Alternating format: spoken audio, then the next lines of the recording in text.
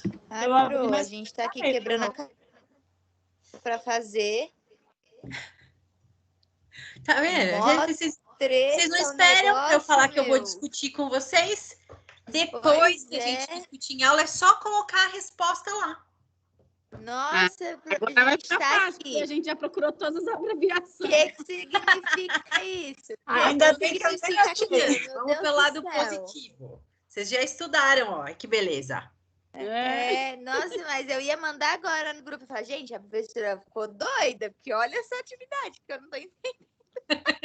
Aí você falou. Aí eu falei, nossa, ufa, graças a Deus.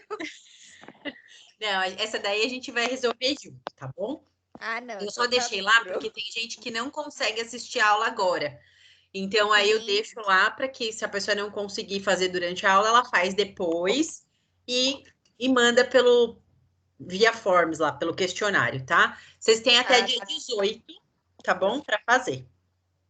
Ok? Fechou. Então, tá ótimo. Vamos lá. Então, ó, a aula passada a gente viu até aqui sobre a questão do canal arterial, lembra? Comunicação interatrial e canal arterial, que vai se fechar justamente em que momento? No momento do parto, tá? Até 5 dias depois do nascimento, ele pode ficar um pouquinho aberto aí, e depois ele tem o fechamento. Geralmente, em prematuros, a gente pode ter a persistência desse canal por conta da imaturidade do sistema nervoso, que não vai facilitar isso utilizando os agentes nervosos e químicos, né? Mas que depois, em geral, com o tempo, isso geralmente vai fechando sozinho. Em alguns casos é preciso de cirurgia, mas é mais difícil, tá bom? Feto também tem o forame oval, que vai ligar as duas câmaras dos átrios, tá? E ele vai promover a passagem de sangue, então, do átrio direito para o átrio esquerdo. É chamada de comunicação interatrial, CIA, tá? De companhia mesmo, CIA.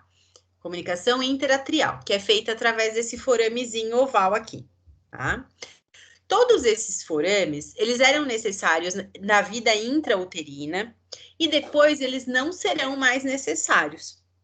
Então, a tendência de todos eles é serem fechados exatamente no momento que esse bebê nasce, tá? Por quê? No momento em que nasce, eu também vou ter um aumento do fluxo da pressão de sangue lá no coração, porque ele vai começar a fazer um bombeamento ainda mais importante, principalmente quando? Quando é campeado o cordão umbilical, tá? Porque antes, ainda uma parte, né, do metabolismo fetal é feito pelo cordão umbilical. Só a partir do momento do parto, em que se clampeia e é cortado esse cordão, é que o coração tem que trabalhar de maneira completamente autônoma, sem nenhuma dependência da mãe, tá? E aí sim, todos esses forames serão fechados, tá? Então, geralmente, em até 5 dias de vida, todos esses forames estão fechados, tanto o canal interatrial, quanto o canal arterial, eles se fecham, tá? Então, como é que acontece aí essa circulação fetal? O sangue, que é oxigenado pela mãe, ele vai passar pelas veias, que são as veias umbilicais, tá? E eles chegam para o átrio direito dessa criança, desse bebê aí, desse feto. Através também da veia cava. Isso não modifica, tá? Passa sempre de um átrio direto pelo forame oval. Então, 95% vai direto para o ventrículo esquerdo, levado para a artéria aorta, tá bom? Que vai ser encaminhado como qualquer circulação, tá? Porém, ele não precisa passar o que a gente está acostumado. Átrio direito, ventrículo direito, né? E aí depois pulmão. Por quê? Porque o ventrículo direito não tem função importante ali, tão importante neste momento. Não tem, o bebê não faz troca gasosa, né? Essa troca gasosa ela é feita através da placenta, tá? Então, é através da via materna. só 5% de sangue, então, vai chegar do átrio direito para o ventrículo direito. Porque eu não preciso de uma quantidade grande, eu só preciso de uma quantidade pequena para ir fazendo fluxo dessa região para quando ele for necessário. Mas eu não preciso que a maior parte passe por ali, como eu preciso depois que essa criança nasce. Porque aí, depois que nasce, a circulação vai ter que ser dividida em circulação, pequena circulação e grande circulação. Neste momento, isso ainda não é necessário, porque grande parte da oxigenação está sendo feita justamente através da placenta. É o que coloca ali no documentário para vocês. A placenta, na verdade, ela é como se fosse uma máquina, tá? De ventilação e de perfusão. É uma máquina externa de circulação extracorpórea, tá? É como se eu estivesse lá durante uma cirurgia cardíaca, eu coloco o paciente na ventilação mecânica e na máquina de bombeamento sanguíneo. A placenta faz essa função, tá? Ela bombeia e ela faz a oxigenação desse sangue, ok? Então, ela cumpre essa função muito bem. Isso vai ser necessário depois do nascimento, que aí vai ter que entrar para dentro da questão de fluxo normal, né? De circulação normal que acontece. Entre a aorta e a artéria pulmonar, existe o canal arterial, tá? E ele vai se ajustando de acordo com as pressões e o fluxo sanguíneo pulmonar. Por isso que ele se fecha depois do nascimento, porque daí esse fluxo sanguíneo nesses capilares pulmonares, ele aumenta, tá? E aí é preciso fechar esse canal e é preciso fechar o forame para aí sim, ó, a gente ter a circulação como vocês conhecem. Circulação sistêmica e circulação pulmonar. Então, depois que o bebê nasce, sim, ele vai entrar para essa questão da circulação sistêmica e pulmonar, tá? Aí entra na circulação comum que nós estamos habituados. Desenvolvimento neurológico. Sistema nervoso central, sempre, em qualquer situação, ele comanda todos os nossos sistemas. Endócrino, renal, cardíaco, pulmonar, hepático, todos os sistemas são comandados via sistema nervoso central, tá? Portanto, a formação desse sistema, ela inicia bastante precoce, tá? Aproximadamente na 3ª semana de idade gestacional, ele já está em formação. E a partir da 9ª até a 12ª, ele já possui a sua estrutura praticamente completa. Vocês viram lá, né, quando ele mostra na formação, que tem lá já o cordão para a região de medula e forma a região encefálica. São as primeiras coisas que são formadas também, além da área cardíaca, tá?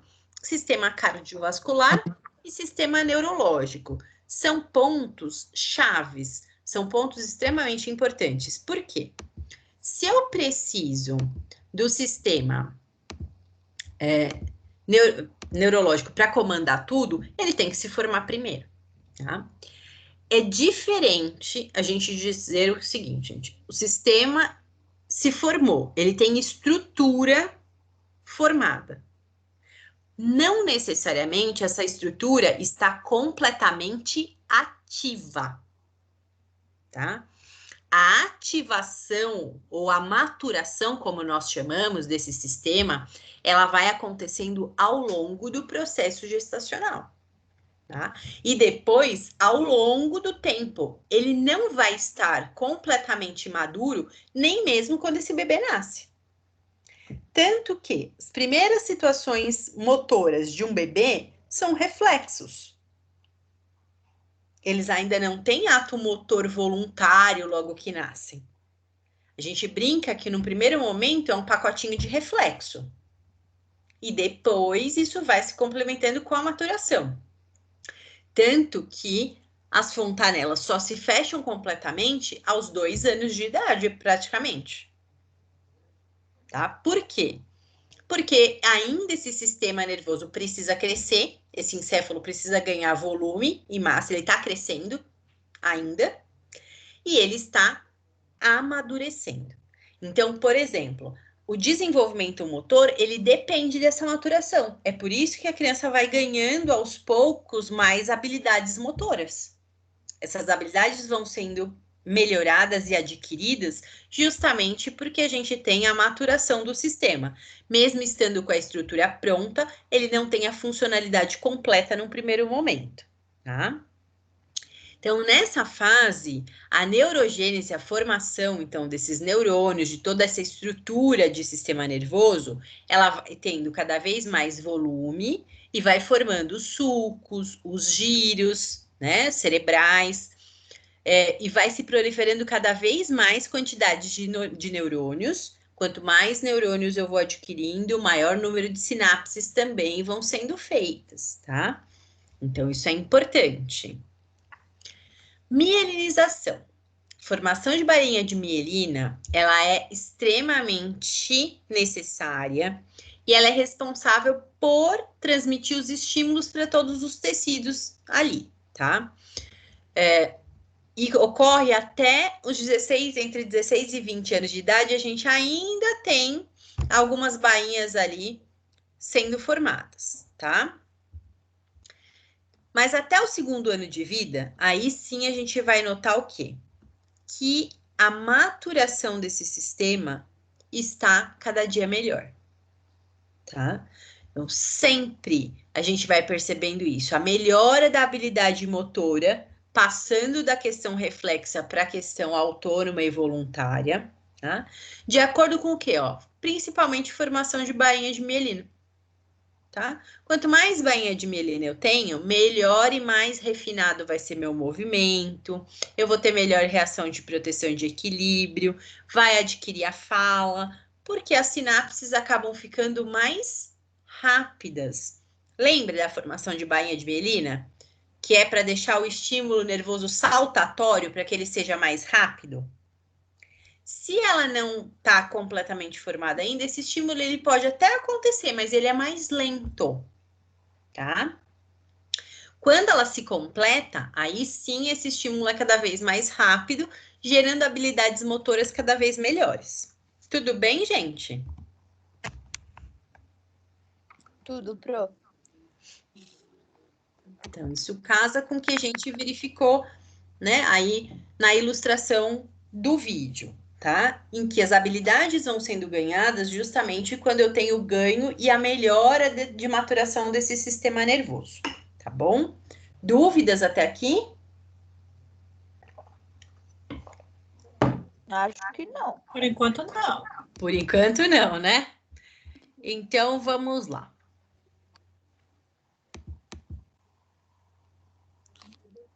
Deixa eu abrir o caso clínico aqui para vocês.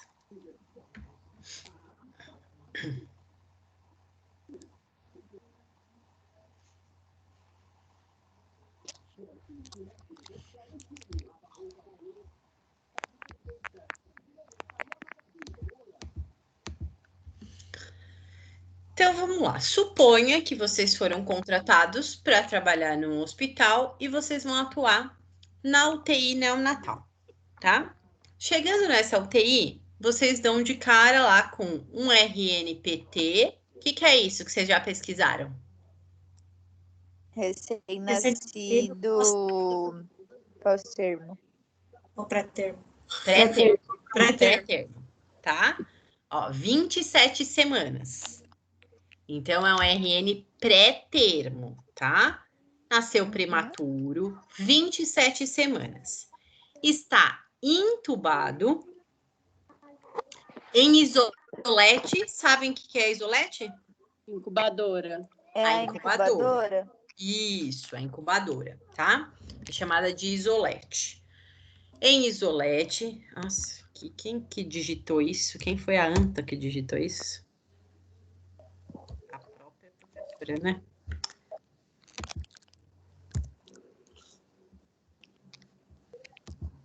Pronto.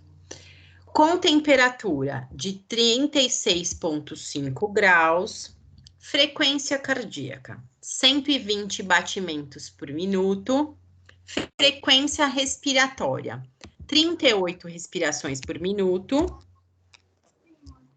Por que eu penso que tá entubado de novo? Já falou? Tá entubado 2 vezes, tá, gente? Não, é uma vez só, tá? Entubado só. Não dá pra caber 2 tubos, coitadinho. Apresenta ausculta pulmonar. Murmúrio vesicular presente com... O que é isso aqui? Excretores. Estertores subcrepitantes, ó. É assim que escreve.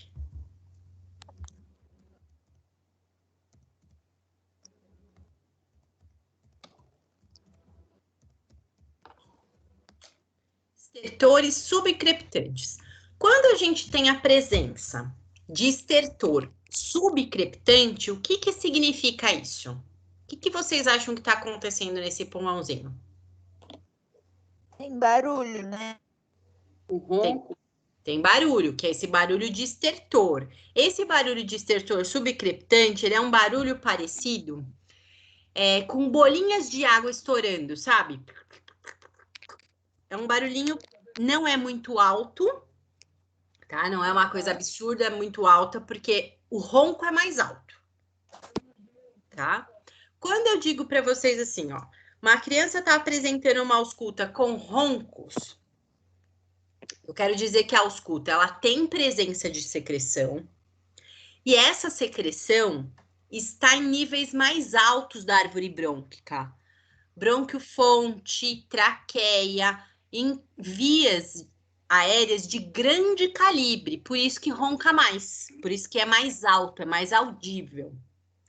Os estertores subcrepitantes, eles estão em vias aéreas de pequeno e médio calibre, ou seja, mais na periferia pulmonar, não está tão perto da traqueia, tá? Então, quando a gente tem a presença de estertor subcrepitante, o que pode ter dentro desse alvéolo? Água? Água ou secreção. Não dá para a gente saber o que é, tá? Qual tipo de líquido que é. A maior parte das vezes é secreção, tá? Mas assim, eu tenho líquido ali banhando dentro desses alvéolos, por isso que tá fazendo barulho, tá? Tá fazendo esse barulho de estertor subcrepitante. Em que região, ó? Hemitórax esquerdo. Esquerdo. Então, é do lado esquerdo que isso está acontecendo, tá? Ele está com sonda nasoenteral. Sondinha para se alimentar que passa lá dentro do nariz e vai até a região de intestino, tá? Nasoenteral. Não é nasogástrica. Nasogástrica vai até a região do estômago. Nasoenteral vai até a região próxima ali, já chegando em intestino. Passa pelo estômago e chega no início do intestino, tá? Acesso venoso no pezinho direito, uma saturação de 97%. Qual a conduta fisioterapêutica? O que vocês acham que vocês podem fazer para esse bebê? Tirar, fazer com que esses alvéolos funcionem melhor, certo? Perfeito. Não tá funcionando direito.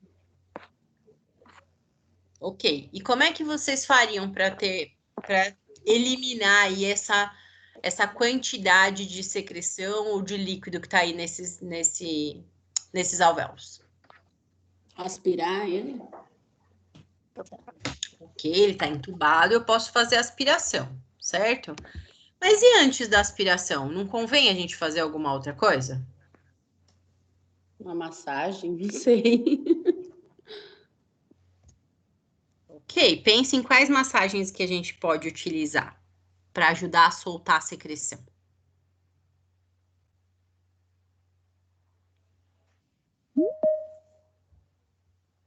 Aquela que ajuda a criança, aquela que força o pessoal a tossir?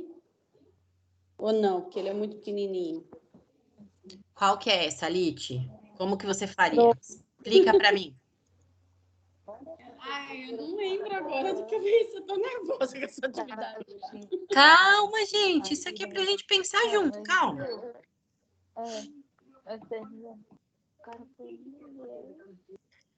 Ó, vamos pensar a primeira questão, ó. Localização. Que lado que tá? Hemitórax esquerdo. Do lado esquerdo. Como é que eu posiciono para facilitar a saída? Pro lado ao contrário. Decúbito lateral direito. Perfeito. Do lado ao contrário. Decúbito lateral direito. Certo? Então, ó, o que eu tô fazendo quando eu coloco ele em decúbito lateral direito? Estimulando. Estimulando ele. Como é que a gente fala? Sem medo. Pode falar com as palavras de vocês. Vamos lá que eu vou ajudando.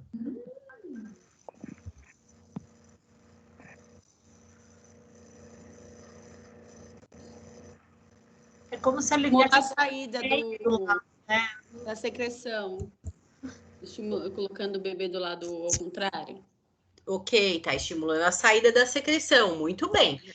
O que vocês estão fazendo que está estimulando a saída da secreção? Vocês estão utilizando o que para ajudar essa saída? O hemitórax que tá bom. Eu acho que é a força da gravidade. Perfeito, a força da gravidade. Quando eu utilizo a força da gravidade para ajudar a tirar a secreção, qual é o nome dessa manobra? Dessa técnica?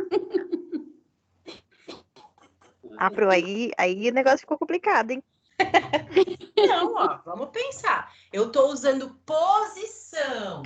Eu estou usando Posicionamento para lateral. postura, certo? Não estou usando postura?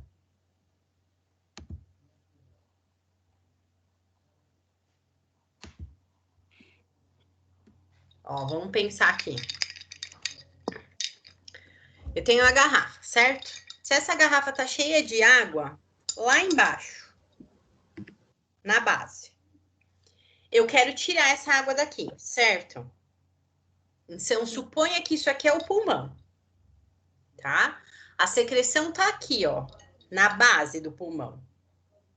Como é que eu faço para fazer a posição do paciente me ajudar a tirar essa secreção daqui de baixo? Vamos virar o paciente de cabeça para baixo. Muito bem, Meu Deus, eu vou fazer isso com o neném. tá? Se tá na base, olha o que eu fiz, ó. Eu levei a garrafa fazendo o quê, ó? Sim.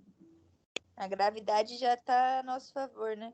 Exatamente, eu estou utilizando a gravidade a meu favor, tá? No caso desse bebê que a gente está vendo aqui, suponha aqui, ó, a região do cabelo dele é o lado esquerdo. Ó, cabelo do unicórnio. Eu pego a garrafa das crianças. Certo. E aqui, ó, essa outra região do chifre é o lado direito. Se a secreção tá aqui, ó, do lado esquerdo, eu vou deitar ele para o lado direito, certo? Não preciso virar ele de ponta cabeça necessariamente, porque Sim. tô drenando aqui. Eu posso inclinar um pouquinho, usando um travesseirinho aqui, ó. Ou a própria inclinação da isolete. A isolete, ela tem. A gente consegue inclinar ela um pouquinho, tá? Então, a gente até pode usar uma inclinaçãozinha da isolete, não muito grande, não precisa, tá? Porque eu vou ajudar, ó, a secreção vai sair daqui. Pensem que a traqueia desse bebê tá aqui, ó. Se eu faço isso, ó, eu tô direcionando a secreção para a traqueia. Se vem para a traqueia, depois eu consigo aspirar, como a Lite falou. Eu aspiro e tiro. Mas qual é o nome dessa técnica aqui que eu tô utilizando? Ó, eu tô utilizando a postura para Não é drenagem postural? Perfeito, drenagem postural. Isso é uma drenagem postural. Toda vez que eu utilizo a gravidade para me ajudar a retirar secreção de uma área para outra, ela é chamada de drenagem postural. Porque, ó, eu estou drenando a secreção, drenando, tirando de um lugar, mandando para o outro. Drenando de que maneira? Através da postura. do uso da postura. Então, drenagem postural, esse é o nome da técnica, tá? Então, toda vez que a gente utilizar uma postura para favorecer a saída de secreção, a classificação dela será drenagem postural. Eu posso usar drenagem postural para vários lados, ó. Eu posso colocar em decúbito lateral direito, eu posso colocar em decúbito lateral esquerdo, eu posso colocar praticamente de ponta cabeça, Bruna, que chama-se Trendelenburg. Ah, tá. Já ouvi falar já disso. Tá? Posição de Trendelenburg, quando a cabeça fica mais baixa do que os pés. Tá? É a posição de Trendelenburg. Posso utilizar. Se for viável, se o paciente não tem nenhuma complicação, não tem nenhum distúrbio cardíaco que me impeça de usar essa postura, eu posso usar. Tá? Não tem problema nenhum. Suponha que a secreção tá mais aqui, ó, no ápice. O que que eu faço? Ponho sentado. Mas aí não vai descer, pro? Não, ó, se tá aqui, a gente põe sentadinho e inclina para um dos lados, ó, porque aí tá aqui em cima, vai ser mandado pro brônquio. Pensa que o pulmão tá aqui, ó. Então, tudo que eu tô fazendo é para direcionar pro brônquio. Certo. Tá? Então, ó, aqui. Gente, que coceira que tô no meu nariz hoje.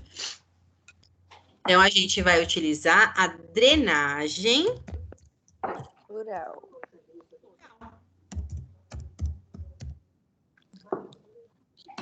que tá fazendo o quê? Vamos colocar lá para vocês aprenderem bonitinho. Deixa eu recortar aqui. Tá deslocando a secreção? Isso mesmo.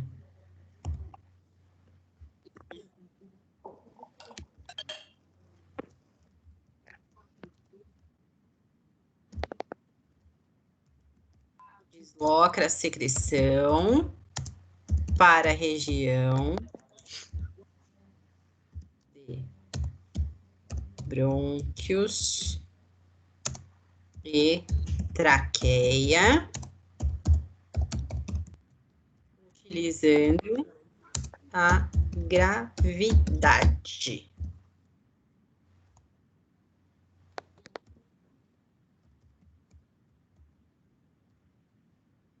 Tá?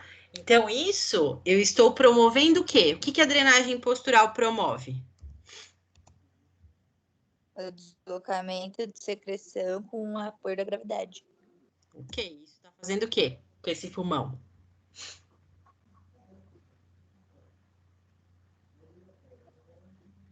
Não está limpando? Fortalecendo. Higienizando. Higienizando, perfeito. Ó, tá fazendo o que nós chamamos de higiene brônquica. Tá? É uma forma que eu posso utilizar para facilitar a higiene brônquica. Ok? Então, a gente pode fazer isso. Então, fiz a primeira coisa já. Mudei, olha para isso que incrível, gente. Eu mudo de posição e eu já estou fazendo tudo isso. Sim. Tá? Quando eu mudo um paciente de posição, vocês têm que ter justamente essa noção. Mudar um paciente de posição, mudar um bebezinho de posição, já dá uma diferença gigantesca no meu atendimento. Principalmente, é claro, quando eu estou fazendo isso de maneira bastante consciente do que eu estou fazendo e eu vou adotar a melhor posição para aquilo que ele está apresentando. Ó. Então, se ele está apresentando estertores crepitantes no hemitórax direito, então eu vou utilizar que posição? Se for no direito, vai usar o esquerdo, a posição do lado do lateral esquerdo. Como aqui é o esquerdo, eu vou usar o decúbito lateral direito. Tá? Então, a gente já utiliza o decúbito lateral direito, certo? E aí eu já estou promovendo a higiene brônquica. Ok, que outras formas eu tenho de fazer essa higiene brônquica também? Então, eu coloquei agora de lado, agora esse meu bebê já está viradinho para o lado direito. Já posicionei ele em decúbito lateral direito. O que eu posso fazer agora para favorecer ainda mais essa saída de secreção?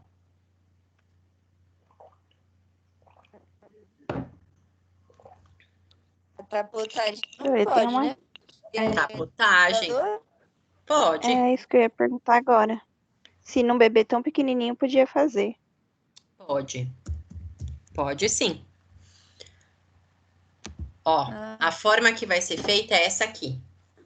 Quando eu faço a tapotagem num bebê, ó, eu deixo os meus dedos dessa maneira aqui, ó. Um sobreposto em cima do outro, ó. Junto aqui, põe o dedo médio em cima. Eu fiz uma conchinha, Certo. tá? E aí, eu faço a percussão em cima do tórax, tá? Ai, que bonitinho.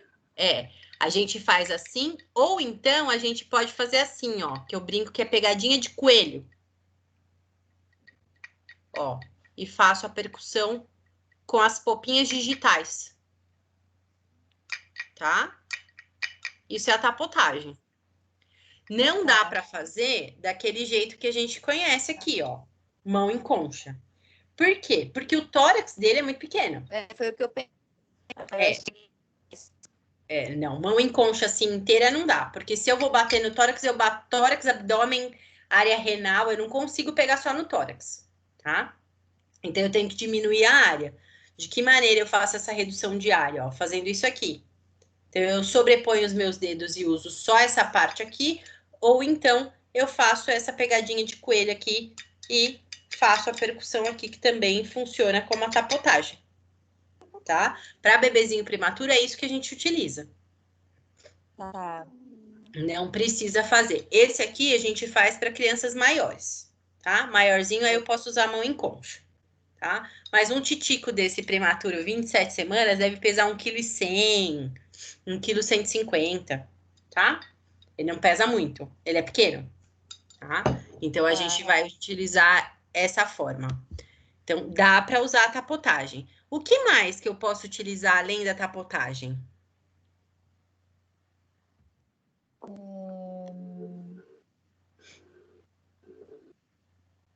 Ai, não sei, calma. Difícil, né?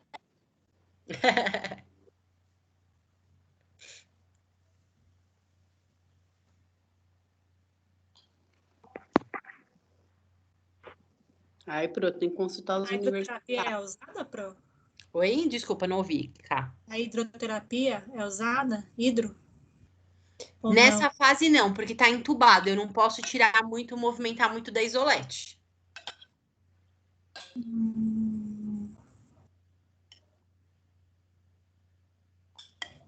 Qual outra técnica de higiene brônquica que a gente tem, além da tapotagem? Percussão, vibração. Vibração e vibrocompressão, perfeito.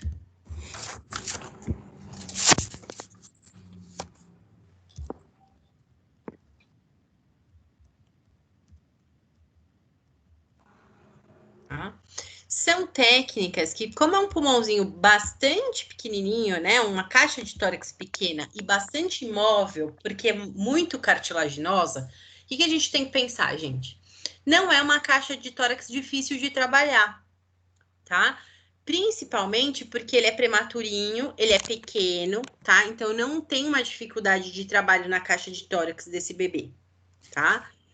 Quando a gente vai trabalhar isso, a gente vai utilizar uma pressão menor, tá? É diferente daquilo que a gente trabalha com crianças maiores. Então, eu posso fazer e eu vou utilizar exatamente da mesma maneira. Quer ver? Eu acho que eu não sei se eu consigo mostrar para vocês a vibração aqui. Mas, ó, suponha que eu tenha aqui o pulmãozinho desse bebê. Ó, eu vou vibrar do mesmo jeito. Eu posso deixar os dedinhos do mesmo jeito. E aí eu faço isso aqui, ó. Ou 2 dedos. Eu comprimo. Lembrando que, ó, se eu vou usar a vibrocompressão, eu tenho que esperar a fase expiratória. O bebezinho vai inspirar. Quando ele expirar, eu vibro e comprimo. Vibro e comprimo. Tá? Na fase de expiração. Se eu vou só vibrar, eu posso, aí independe da fase, porque eu não vou apertar. Eu vou só fazer a vibração com as mãos, tá? Com as mãos, com os dedos, né? Porque a gente tem que limitar o tamanho da nossa mão com o tamanhico deles, tá? Então, eu vou utilizar 2 dedinhos, geralmente, são suficientes para fazer uma boa vibração e auxiliar o descolamento dessa secreção. Quando eu tapoto, quando eu vibro, tá? O que eu estou fazendo? Eu estou descolando essa secreção, eu estou desprendendo essa secreção, tá? Se essa secreção estiver aderida na parede do alvéolo, a hora que eu faço isso aqui, ó, é como se a secreção estivesse aqui, ó, tá? Tá coladinha, imaginem um catarro grosso colado aqui na parede do meu alvéolo. Quando eu começo a fazer isso aqui, ó, tá vendo? Eu solto, ó. A vibração mecânica dele vai fazer com que eu descole, tá? Então, é esse o princípio mecânico que é utilizado, tá? É simplesmente por onda mecânica que é feito. Imagine que um alvéolo, né? E ainda de um bebezico prematuro desse, é bastante pequenininho.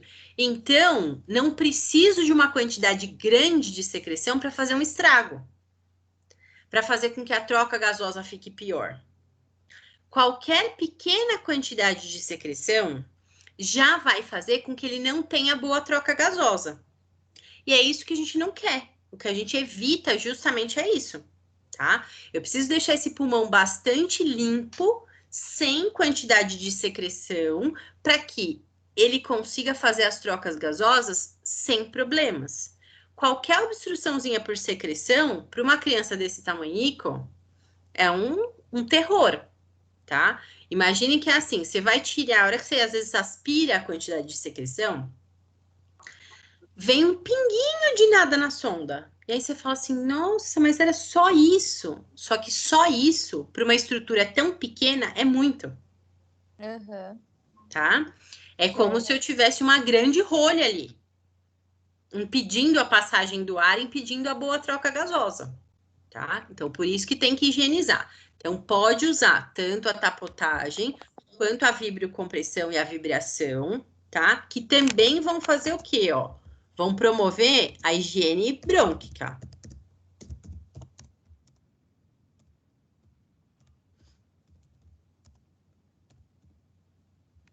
Então, todas essas técnicas, elas estão partindo de que princípio? Eu estou promovendo a higiene brônquica, eu estou limpando esse pulmão. Eu estou retirando aquilo que não é para estar ali, né? Para que esse pulmão fique pérvio, né? Ou seja, ele consiga receber ar em quantidade suficiente para fazer boa troca gasosa e essa criança não ter problemas, tá? Aí sim, ó, a gente vai entrar com o quê?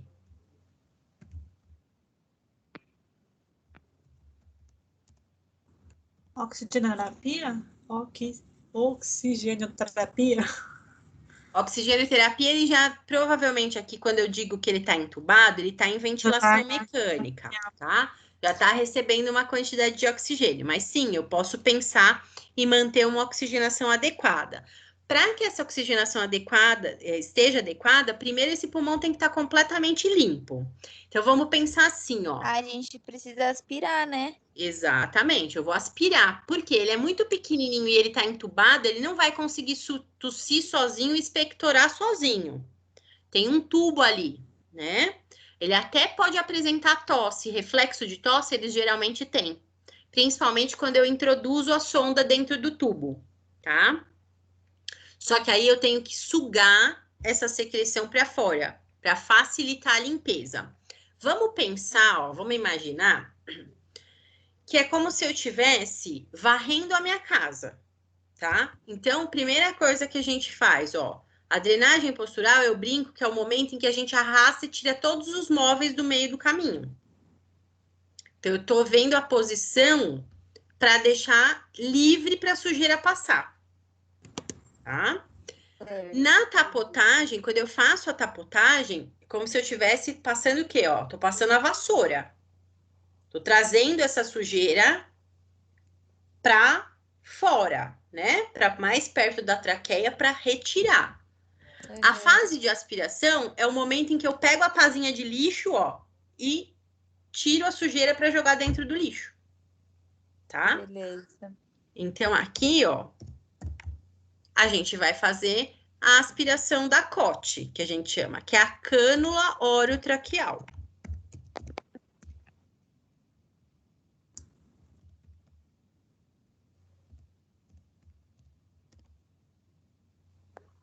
Ok?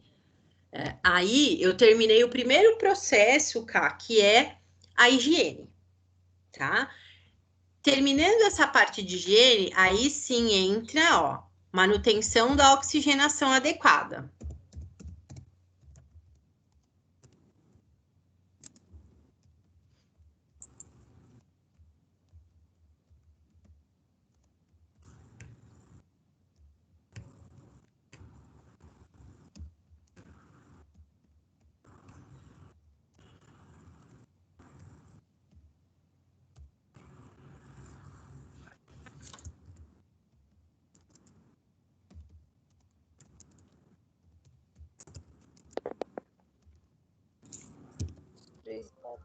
Né?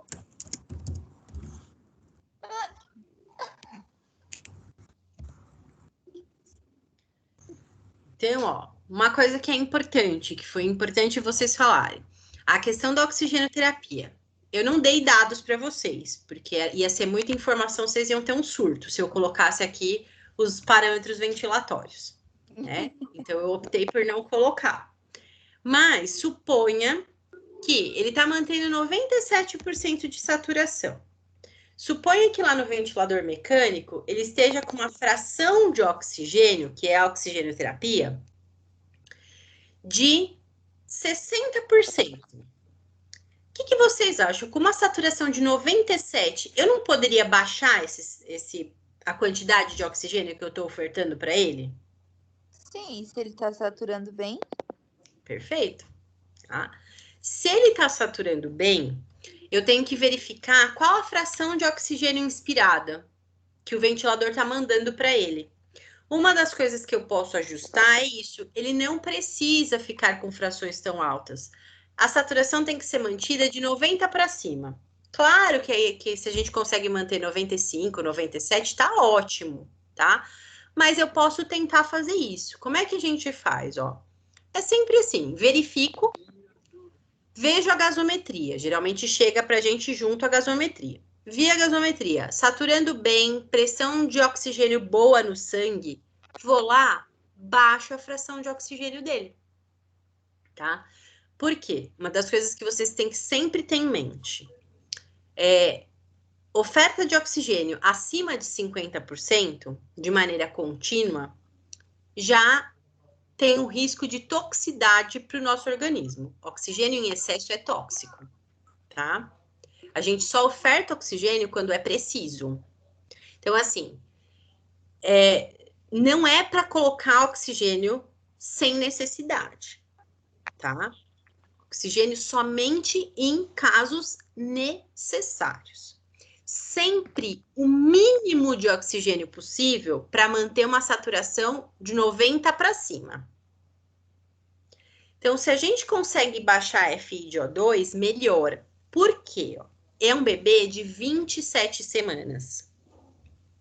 Ainda tem muitos sistemas em formação, como, por exemplo, o sistema retiniano. A retina ainda está em formação. Os vasos da retina, nessa idade gestacional, ainda são bastante tortuosos. São ainda tortinhos, tá? Se esses vasos não conseguem ter um ajuste, uma adequação, esse bebê ele corre o risco de ter uma retinopatia de prematuro, tá? Uma doença retiniana do prematuro que pode levar à cegueira, porque muitas vezes descola a retina do bebê. O oxigênio em excesso, ele favorece que esses vasos da retina continuem tortos, que eles não vão se acertando. E aí eu tenho risco de descolamento de retina. Tá? Então, é claro que eu tenho que pensar no quê, gente? Se ele tá sem oxigênio, não pode. Se estiver caindo a saturação, não importa, eu vou ter que dar oxigênio para ele. Neste caso, que é um bebê que está saturando bem, eu posso tentar dar menos oxigênio para ele. tá? Então, quando a gente fala assim, ó, manter uma oxigenação adequada, isso inclui, inclusive, reduzir quantidade de oxigênio se necessário.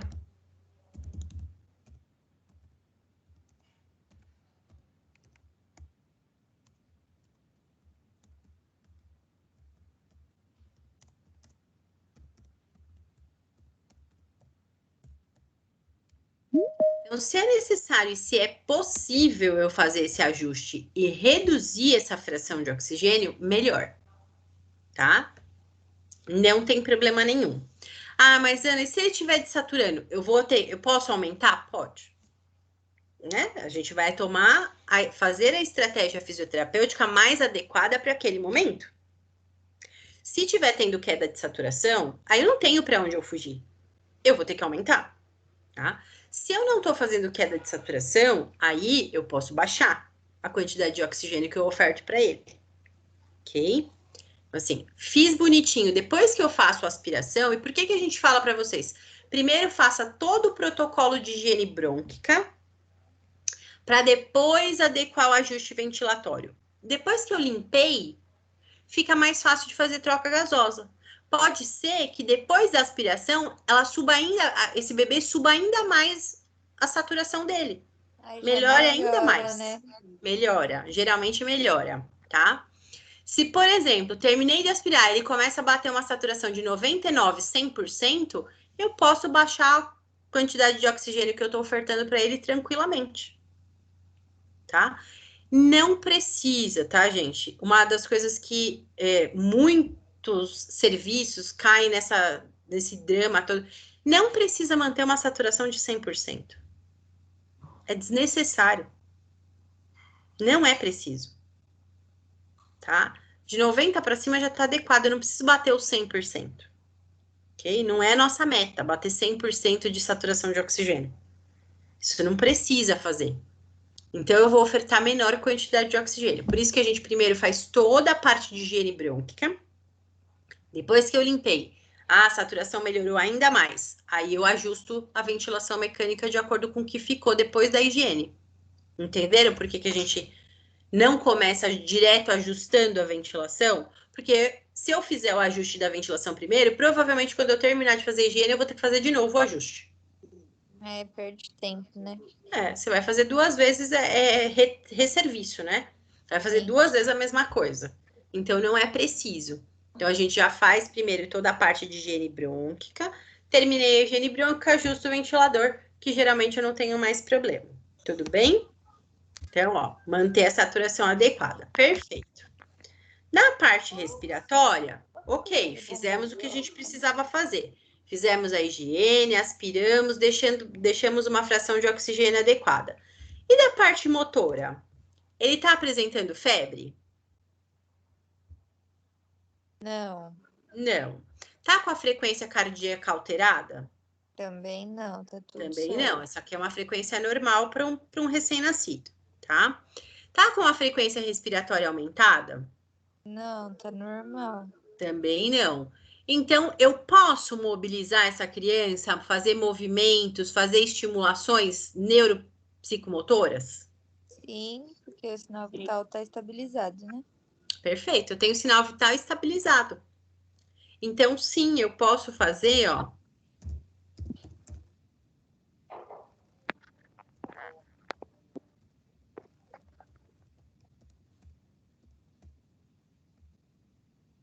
Me deem exemplos de estimulação neuropsicomotora. Não faço ideia, não. Sei lá, ficar mexendo na mãozinha dele, tentar. Porque eles, não sei se ele enxerga, né? Com 27 semanas, ele já não vai ter enxergando ainda, nem os 20 centímetros lá, né? Um pouquinho, né? Até Então, enxerga. não sei Mas se é ele vai mais. querer acompanhar o Não, mais negocinho, entendeu? difícil. Até porque muitas vezes entubadinho precisa dar um pouquinho de sedação. Um cheirinho de sedação para eles ficarem tranquilos. Senão eles podem ficar agitados. Mas que outras coisas a gente pode fazer? Façam uma pesquisa rápida no Dr. Google.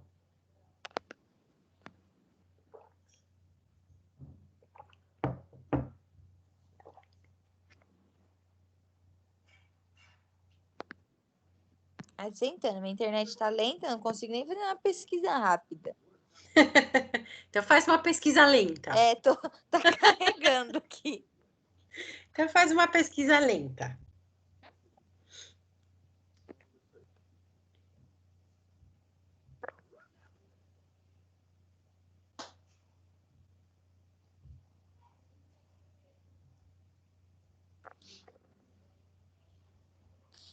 Tá aqui. Estímulos visuais, auditivos e táteis.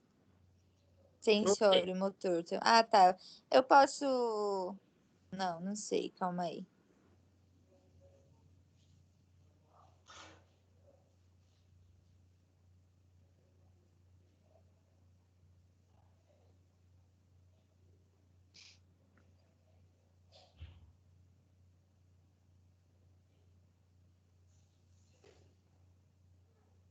Fazer aquelas... Estimulação, por exemplo. Eu não sei se serve pro recém-nascido. Mas igual a gente pega e faz com algodãozinho, sabe? Que fica passando na mão.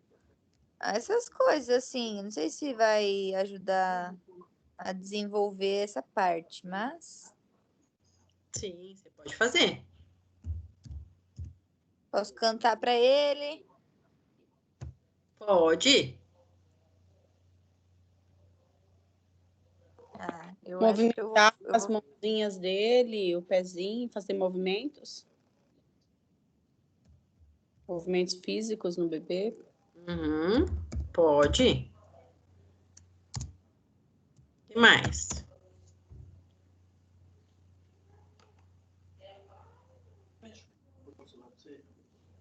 Cinesioterapia pode? Pode.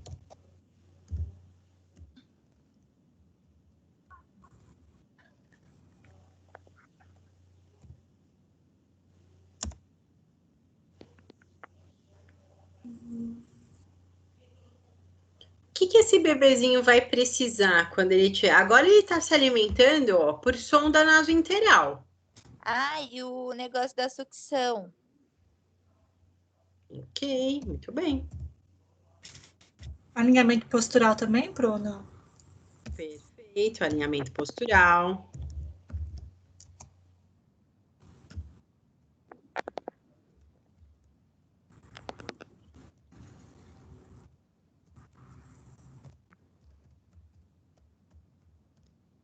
Como que a gente tem que deixar esse bebê? Preferencialmente em que postura?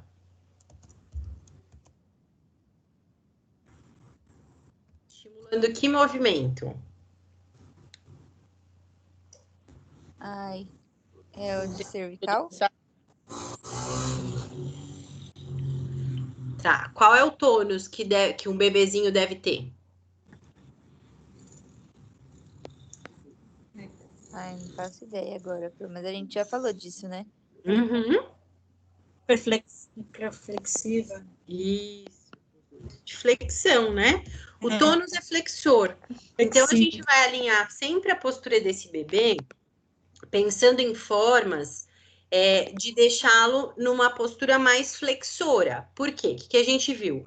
O recém-nascido prematuro pode ser que ele não tenha uma posição tão de flexão, ele pode ter extensão ainda de membro, porque não está completamente, né, com o sistema completamente amadurecido.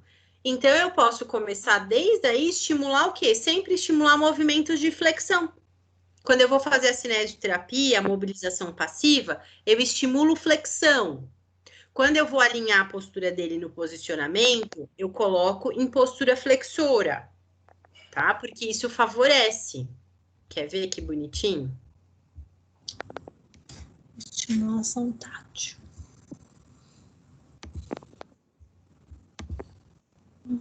Deixa eu ver se o meu Google tá mais rápido que o seu, Bruna. Não sei também. Nossa, o meu tá osso, Pro. Eu acho que não tá também, não. Aqui o meu Dr. Who também é lento. Aí eu A clico minha nele. internet, ela tava funcionando e quando tava falando lá o homem inglês, tava pegando. Aí, quando começou a ser falado, Casclitos começou. Aí eu falei, que ódio, meu Deus do céu. Ela é chique, a sua internet, ela só quer saber de coisas em inglês. Pro. Só quer saber de coisas em inglês. Eu falei, meu Deus do céu. Ai, que lerdo. Ah!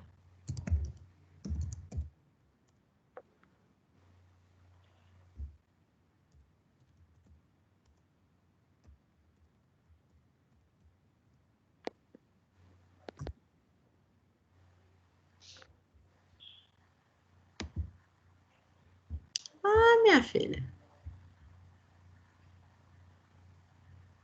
É, pra mim e a sua tá tipo igual. Tá? Estão competindo. É uma competição. Ó, aqui, ó. Tá vendo como toda vez a gente coloca, ó. Ó o bracinho como eu posiciono. Tá vendo que aqui eles fizeram um rolinho. Você pode fazer com lençol, pode fazer com cobertorzinho, tá? Que é para fazer o quê? Ó? Justamente para conter a postura dele, para que ele fique em postura em flexão, ó. Tá vendo? Põe as perninhas em flexão, posiciona em flexão, ó.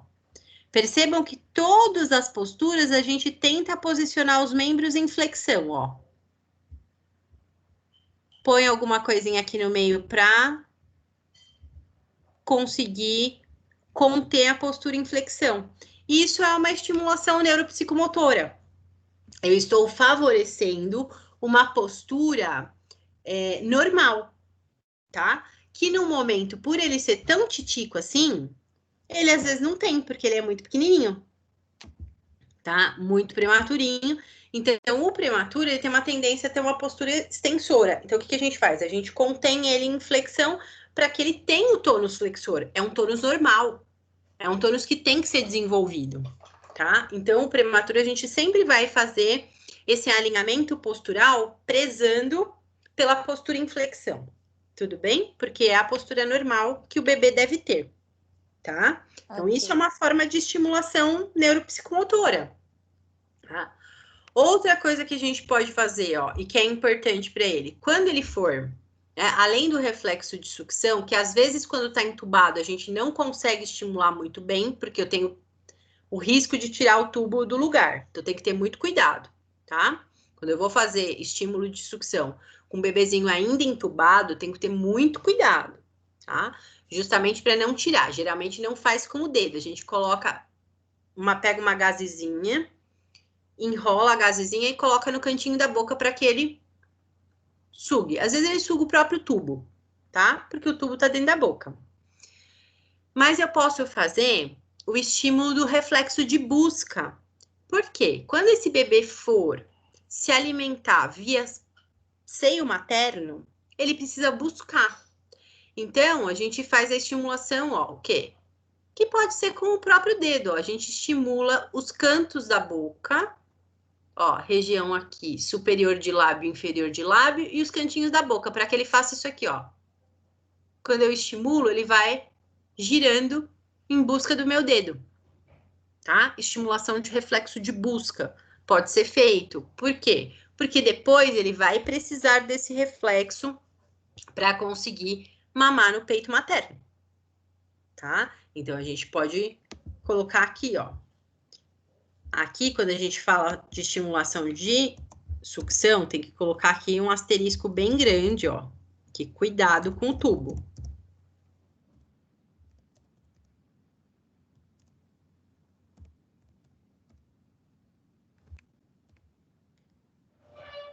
Ô, gente, a minha cabeça, ela é mais rápida do que a minha mão, entendeu? Então, assim, tem um problema, porque eu penso mais rápido do que escrevo. E come letra, tá? Então, quando a gente vai fazer, a gente pode fazer também, ó.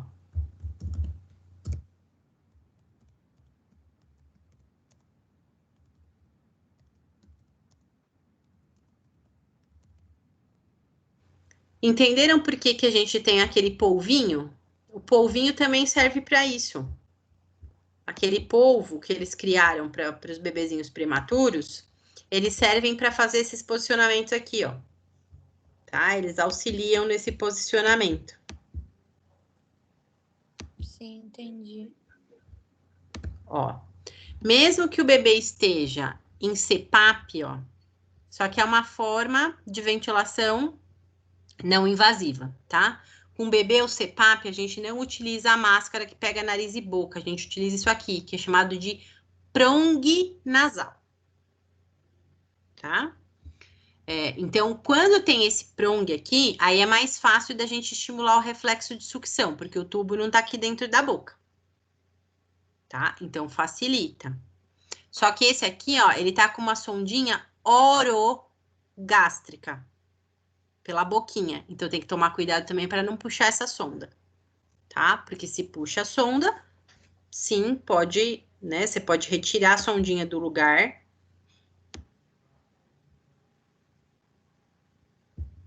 Ó, aqui, ó, o polvinho para estimular a postura em flexão.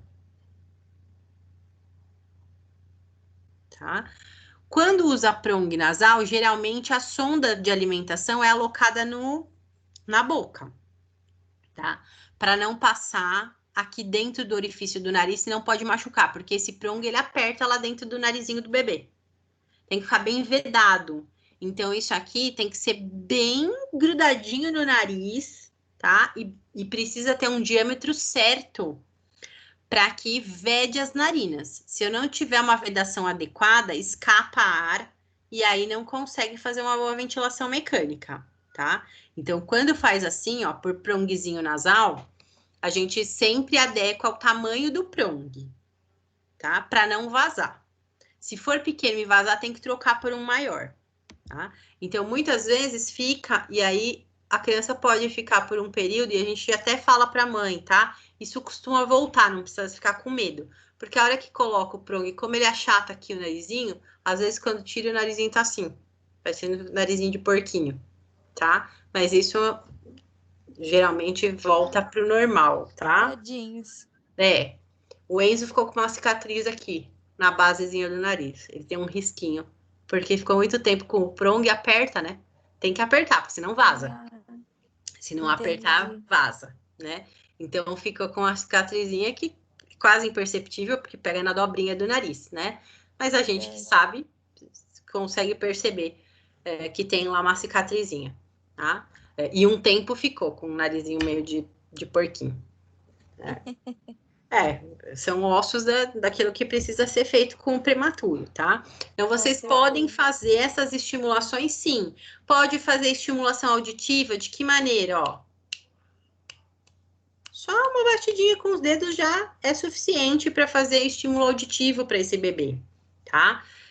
Algumas pessoas utilizam bater na isolete. Eu não gosto, tá? Por quê? A acústica da isolete, quando você bate no plástico, para o bebê, você imagina que ele tá ali dentro.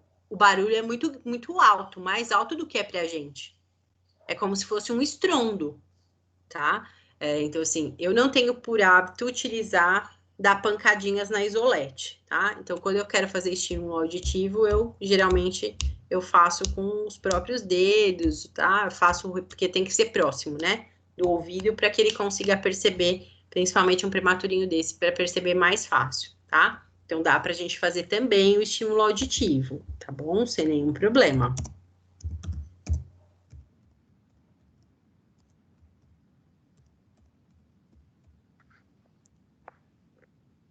Mais alguma coisa que vocês pensaram em fazer com esse baby? Acho que não. Viu como foi fácil resolver? Com o Google, Ana, é fácil. É fácil e simples resolver, tá? Dúvidas, pessoal? Curiosidades? Agora não. Então, tá bom. Então, ó, vamos combinar o seguinte. Vocês conseguiram gravar essa resposta aí? Sim, eu já dei um print. Digitei. Tá. Tem alguém que precisa mais para dar print de tela, ou para fotografar, ou para digitar?